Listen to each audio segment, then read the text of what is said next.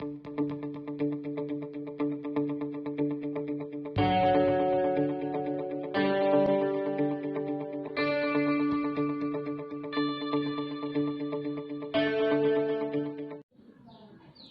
class, today I am going to teach you the lesson The Boss Who Cares from 5th Standard English textbook. This is a lesson about a boss who takes great care of his subordinates. Let's read the lesson The Boss Who Cares. First paragraph. At Tumba Space Center, there were about 70 scientists. They were all involved in developing rockets. This was an adventurous task, and this took a lot of time. There was so much of work that really made them restless. They worked right from morning till night, and sometimes they left for home at midnight. But they were all happy to work under their boss and did not think of quitting the job. Tumba means a village near Thiruvananthapuram in Space Center means a place where studies are conducted about outer space. Involved means engaged. Rocket means a vehicle used to put a satellite into space. Adventurous means daring. Quitting means to leave the job. There were about 70 scientists working at Tumba Space Center.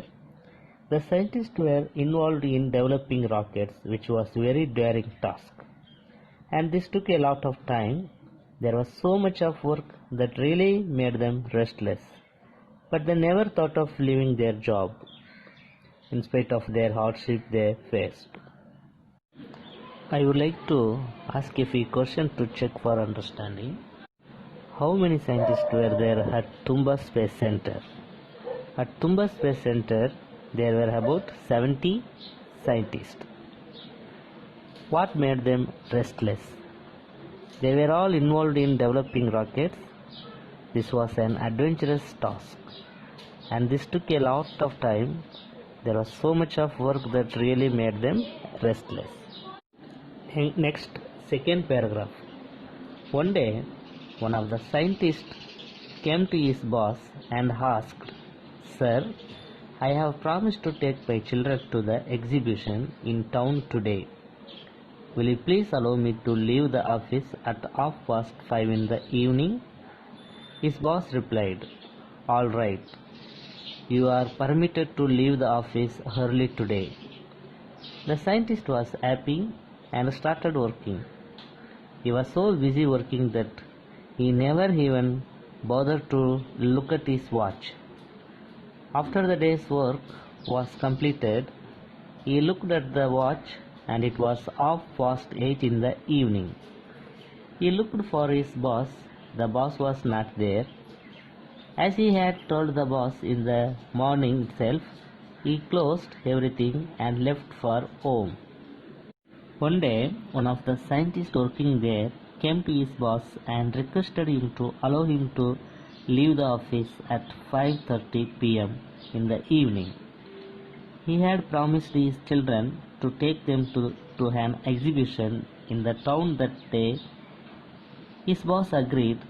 The scientist was happy and began to work enthusiastically and never even bothered to look at his watch. When he had completed his work, he found that it was 8:30 p.m. in the evening. He looked for his boss. The boss was not there. As he had told the boss in the morning itself, he closed everything and left for home. Check your understanding. Where did one of the scientists want to take his children? Scientist want to take his children to exhibition. At what time was he permitted to leave? He was permitted to leave the office at 5:30 in the evening. Next, third paragraph. On the way home, he remembered the promise he had made to his children. He felt sad for disappointing them. He wondered how he would calm his wife. On the way home, the scientist remembered the promise he had made to his children. He felt sad for disappointing them and wondered how he would calm his wife. Check your understanding. What did he think on his way home? He remembered the promise he had made to his children. He felt sad for disappointing them and wondered how he would calm his wife. Next, fourth paragraph. The scientist reached home. He found that the children were not there. He saw his wife sitting alone in the hall, knitting. He expected that his wife would verbally jump on him, but she asked him calmly, "Would you like to have a cup of coffee, or shall I straight away serve dinner if you are hungry?" He was surprised at this and replied, "I would like to have some coffee, and you too must have with me. Before that, tell me where the children are." She said, "Why, don't you know? Your boss came here at 5:15 and has taken the children to the exhibition." Verbally means orally by using words. The scientist did not take children to exhibition. He expected his wife would be angry and quarrel and the children would have cried in disappointment. But his wife asked him calmly, "Would you like to have a cup of coffee, or shall I straight away serve dinner if you are hungry?"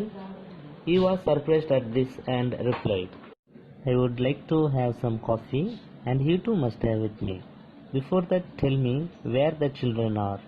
She said, "Why, don't you know? Your boss came here at 5:15 and has taken the children to the exhibition." Check your understanding.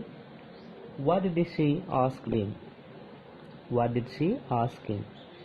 She asked, "Would you like to have a cup of coffee, or shall I straight away serve dinner if you are hungry?" Where were the children? Children went to exhibition with boss. Next, fifth paragraph. This was what had happened. The boss, who granted the scientist permission, saw him working seriously at 5 in the evening.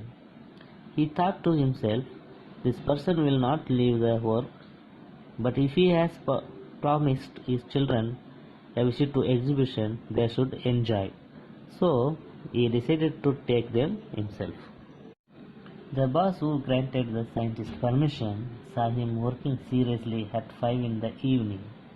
He thought to himself that that person would not leave the work, but if he had promised his children a visit to exhibition, they should enjoy. So he decided to take them himself. Check your understanding. Who had taken them to the exhibition? Boss had taken them to the exhibition. Next, sixth paragraph. That's why all the scientists at Tumba work under their boss, even though the workload is too much. By the way, can you guess who the boss was? He was none other than Dr. APJ Abdul Kalam. The boss was very understanding and treated all the scientists as his own family. That's why all the scientists at Tumba work under their boss, even though the workload is too much. The boss was none other than Dr. APJ Abdul Kalam. He was an Indian aerospace scientist and former President of India. Thank you.